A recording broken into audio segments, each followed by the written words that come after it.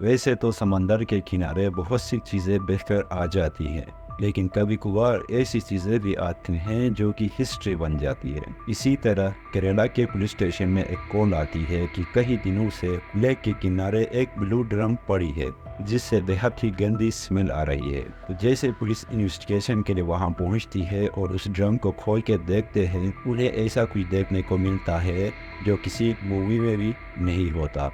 Hello guys, welcome back to Hindu red line. बिना time waste किए video को शुरू करते हैं। 2018 केरला पुलिस स्टेशन में एक कॉल आती है। कुडुम्बलम लेक के किनारे एक ड्रम पड़ा है जिससे बेहद ही गंदी स्मेल आ रही है। पुलिस इन्वेस्टिगेशन के लिए वहां पहुंचती है। वहां पे बहुत सारे लोग मिलते हैं पुलिस को जिन्होंने ये नज़ारा पहली बार अपनी आंखों से देखा है। उन लोगों ने कहा कि ऐसी चीज़ें हमने पहले कभी नहीं देखा, इस तरह कभी कभार होता है। और वहाँ पे कुछ फिशरमैन भी थे जिन्होंने कहा कि हमने बहुत टाइम पहले इस ड्रम को यहीं पे देखा था। उस टाइम से इसमें से बदबू आ रही थी, लेकिन किसी ने गौर नहीं किया और किसी ने उसे खोल के देखने की हिम्मत नहीं करी। इस वजह से उन लोगों ने पुलिस में कंप्लेन किया और पुलिस वहाँ आती है। पुलिस ने काफ़ी कोशिश के बाद उस ड्रम का ढक्कन खोला और खोलने के बाद जब अंदर देखते हैं तो पुलिस वालों को अंदर क्या दिखता है? कंक्रीट से भरा हुआ ड्रम। वो ड्रम पूरा कंक्रीट से भरा हुआ था और कुछ पत्थर भी थे उस ड्रम के अंदर। और वो कंक्रीट इतना सख्त था कि पुलिस को मशीन और छेनी लगाना पड़ा उस कंक्रीट को काटने के लिए। काटने के बाद उस ड्रम के अंदर जो मिलता है उस चीज़ का किसी ने भी नहीं सोचा था। उसे देखने के बाद पुलिस वालों का दिमाग सोचना ही बंद कर देता है। उन कंक्रीट के अंदर किसी इंसान के हड्डियां पड़े थे। हड्डियों के साथ 300 के नोट, 200, 500 और एक चांदी का कमरबंद और 50 सेंटीमीटर लंबे बाल भी मिले। अब ये केस इतना पेचीदा था कि किसी पुलिस वाले ने यह केस सॉल्व करने की हिम्मत नहीं करी। उस टाइम सबके दिमाग में एक ही नाम आया और वो था सीवी टोंग। सीवी टोंग अपने लाइफ में बहुत सारे ऐसे पेचीदा केस को सॉल्व करा है। उन्होंने हर केस को अपने मकसद में पहुंचा के छोड़ा है, इसलिए ये केस भी सीवी टोंग के हवाले कर दिया गया। अब सबसे पहले ये पता लगाना था कि ये बॉडी किसी मेल के है या फीमेल के हैं। उन हड्डियों को हॉस्पिटल ले जाया गया और डॉक्टर्स ने यह अंदाज़ा लगाया कि ये किसी टीन एजर मेल या फीमेल के हड्डियां हो सकते हैं, क्योंकि वो हड्डियों के साइज भी छोटे थे। इसी दौरान मर्डर का टाइम पता करने के लिए सीवी टोंग ने उन नोटों का इस्तेमाल किया और पता चला कि वो नोट डीमोनेटाइजेशन से पहले की थी, यानी नवंबर 2016 को नोट चेंज हुए थे और ये नोट उससे पहले के थे। इसका मतलब ये था कि मर्डर 2016 में हुआ होगा या फिर उससे भी पहले हुआ होगा। और जितना टाइम गुजरता जाएगा ये केस सॉल्व करना भी उतना ही मुश्किल होता जा रहा था। फिर जाके जनवरी 11 ऑटोप्सी के 3 दिन बाद डॉक्टर्स ने सीवी टोंग को बताया कि बॉडी के लेफ्ट एंकल में 6.5 सेंटीमीटर का एक स्क्रू और एक वॉशर मिला है और ये स्क्रू एंकल में फ्रैक्चर के दौरान यूज़ किया जाता है, फ्रैक्चर को फिक्स करने के लिए। लेकिन डॉक्टर्स को ये नहीं पता था कि इस एक स्क्रू की मदद से सीवी टोंग ने ये पूरा केस सॉल्व करनी है। और इस स्क्रू के ऊपर कुछ नंबर्स भी लिखे गए थे। हॉस्पिटल में इतना जदीद सिस्टम नहीं था कि वो नंबर्स देखा जा सके, इसलिए वो स्क्रू सीवी टोंग के हवाले कर दिया गया और सीवी टोंग को किसी किस्म का रिस्क नहीं चाहिए था। इसलिए सीवी टोंग ने एडवांस कैमरा मंगवाया उस स्क्रू की इमेजेस लेने के लिए।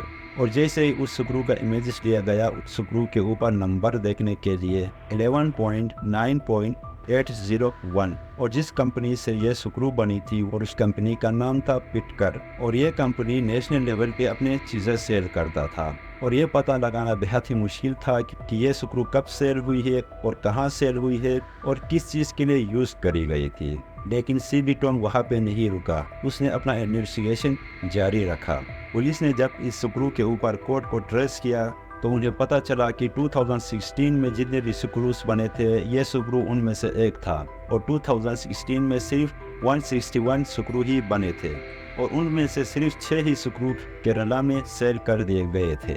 और सीवी टोंग ने इस स्क्रू के ऊपर कोड से पता किया कि ये स्क्रू किन किन पेशेंट के लिए यूज़ किया गया है। सीवी टोंग ने इस बेच नंबर से 2016 में जितने भी स्क्रू बेचे गए थे उनका डेटा कलेक्ट किया और सीवी टोंग को उन 6 पेशेंट्स का डिटेल भी मिल गया। यहाँ पे 3 मेल थे और 3 फीमेल। क्योंकि वो हड्डियाँ किसी फीमेल के थे इसलिए पुलिस ने फीमेल्स का पता लगाना शुरू किया। यहाँ पे 2 फीमेल से कांटेक्ट हो पाया वो बिल्कुल ठीक थे और अपने घर सेफ थे, और एक लेडी से कांटेक्ट नहीं हो पा रहा था जिसका नाम था शकुंतला।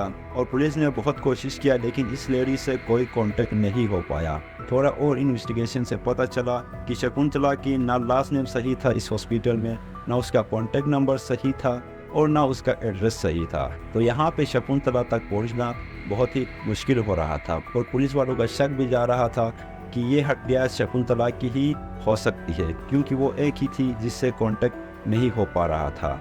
अब पुलिस वालों ने यह पता लगाया कि इस हॉस्पिटल में शकुंतला से कौन कौन मिलने आया करते थे। तो यहाँ पे एक लेडी सामने आया जिसका नाम था अश्वती।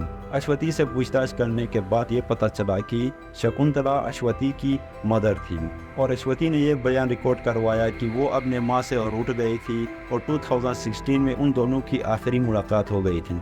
उसके बाद उसकी माँ कहीं खो गई थी और उसे पता नहीं है कि उसकी माँ कहाँ है। वो बहुत इजी हो गई है बोल रही थी कि मेरी माँ गुम गई है और मुझे नहीं पता, और उसने कोई मिसिंग कंप्लेंट भी दर्ज नहीं की थी। पुलिस ने थोड़ा और सख्ती से पूछा। इस बार अश्वती ने सब कुछ सच सच बताया। अश्वती की जिस लड़के के साथ शादी हुई थी, शकुंतला उस शादी से खुश नहीं थी। इस वजह से अश्वती अपने माँ से रूठ के उस लड़के के साथ रहने लगी अलग। यहाँ पे कुछ टाइम तक अश्वती और उसके हस्बैंड के बीच सब कुछ ठीक चला और उनके 2 बच्चे भी हो गए। फिर किसी वजह से अश्वती की डिवोर्स हो गई। अब उसके पास रहने के लिए घर नहीं था, तो वो वापस मुंह उठा के आ गई अपने माँ के घर। आखिर माँ ही होती है, इसलिए शकुंतला ने उसे माफ़ करा और वापस अपने घर में बिठाया। इसी दौरान अश्वती को एक और लड़का पसंद आ जाती है जिसका नाम था सचित, और इन दोनों में प्यार मोहब्बत बढ़ जाती है और बाद में इन दोनों ने शादी कर ली और वो दोनों भी रहते थे शकुंतला के घर, और सचित ने भी अश्वती के 2 बच्चे भी एक्सेप्ट कर लिया। अब ये दोनों अपने बच्चों के साथ शकुंतला के घर में ही रहते थे। अब शकुंतला के घर में कमाने वाला कोई नहीं था। उसका एक बेटा था, वो किसी रोड एक्सीडेंट में उसका एक टांग काटना पड़ा। फिर कुछ टाइम बाद वो घर में रहा और डिप्रेशन में चला गया कि घर में कमाने वाला कोई नहीं है, मम्मी खुद कमा रही है। ये सब कुछ सोच सोच के बंदा थोड़ा डिप्रेशन में गया और उसने खुदकुशी कर ली। इस वजह से शकुंतला के घर में कमाने वाला कोई नहीं था, इसलिए शकुंतला अपने स्कूटी पे लॉटरी टिकट बेचा करती थी। इसी तरह सितंबर 1, 2016 को शकुंतला अपने स्कूटी पे निकली लॉटरी टिकट बेचने के लिए, और रास्ते में उनकी एक्सीडेंट हो जाती है। वहाँ पे कुछ लोगों ने उन्हें उठा के हॉस्पिटल में दाखिल करा देते हैं और वहाँ पे शकुंतला की ऑपरेशन भी हो जाती है, और इसी ऑपरेशन के दौरान ये स्क्रू शकुंतला के बॉडी में फिट किया गया था। अब शकुंतला हॉस्पिटल से डिस्चार्ज हो गई थी। हॉस्पिटल से डिस्चार्ज होने के 3 दिन बाद ही शकुंतला को चिकन पॉक्स हो जाती है। इसी वजह से अश्वती ये सोचती है कि कहीं ये इन्फेक्शन मुझे और मेरे बच्चों को ना हो। इस वजह से अश्वती कहीं और रहने जाती है अपने बच्चों को लेके, कि जब तक उसकी माँ ठीक नहीं होती। यहाँ पे शकुंतला की ख्याल रखने के लिए सचित उस घर में था और अश्वती अपने बच्चों को लेके चली गई थी वहाँ से। लेकिन उसने एक दफ़ा भी ये जहमत नहीं किया कि उसकी माँ किस हाल में है।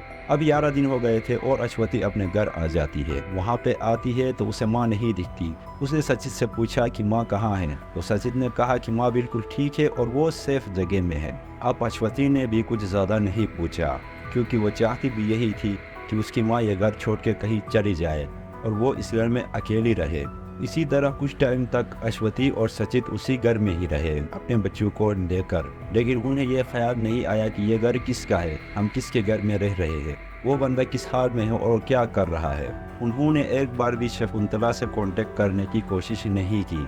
कुछ टाइम गुजरने के बाद सचित की डेथ हो जाती है कार्डियक अरेस्ट की वजह से, और यहाँ पे अश्वती अकेली ही रह जाती है इसी घर में।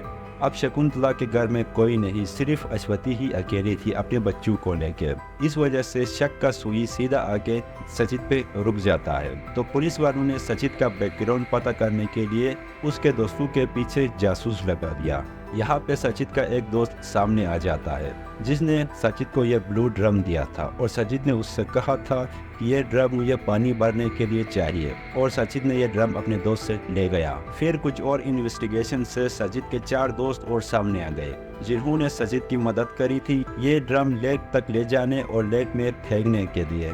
क्योंकि ये ड्रम इतना भारी था कि सचित अकेले तो इस ड्रम को उठा नहीं सकता, तो उसने अपने दोस्तों का सहारा लिया। सचित के उन दोस्तों ने यह बयान रिकॉर्ड करवाया कि सचित ने हमसे कहा था कि इसमें एनिमल बुक्स है, इसे हमने लेक में फेंकना है। तो इसलिए सचित ने अपने दोस्तों की मदद लिया और ये ड्रम रात को ले जाके लेक में फेंक दिया। लेकिन उन लोगों को पता नहीं था कि असल में इस ड्रम में शकुंतला की बॉडी है। वहाँ से ये लोग आ जाते हैं एटीएम में और सचिन ने कुछ पैसे निकाला और अपने दोस्तों में बांट दिया। वहाँ से ये सारे अपने अपने घर चले जाते हैं। शकुंतला को मारने का असल वजह यही था कि सचित ऑलरेडी शादीशुदा था और सचित के बच्चे नहीं हो रहे थे, इसलिए सचित के नज़र अश्वती के बच्चों पे था। अश्वती और सचित की शादी भी नहीं हो गई थी, वो दोनों झूठ बोल के लिविंग में रह रहे थे।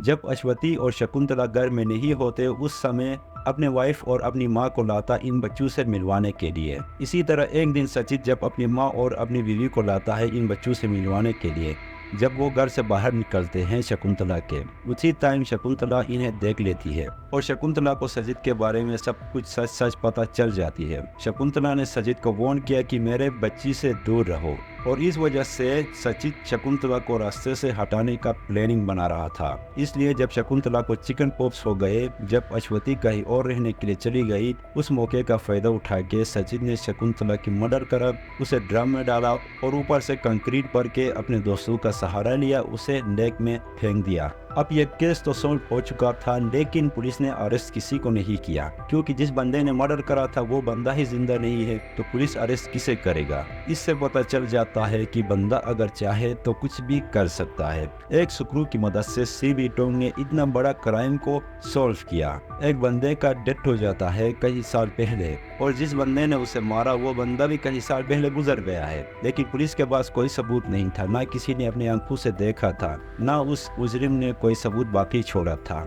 यहाँ पे एक स्क्रू की मदद से सीबी टोंग ने इस केस को अंजाम दिया। तो इसी के साथ हम इस केस को यहीं पे क्लोज कर देते हैं। वीडियो को लाइक करो, चैनल को सब्सक्राइब करो। हम मिलते हैं नए क्राइम स्टोरी में।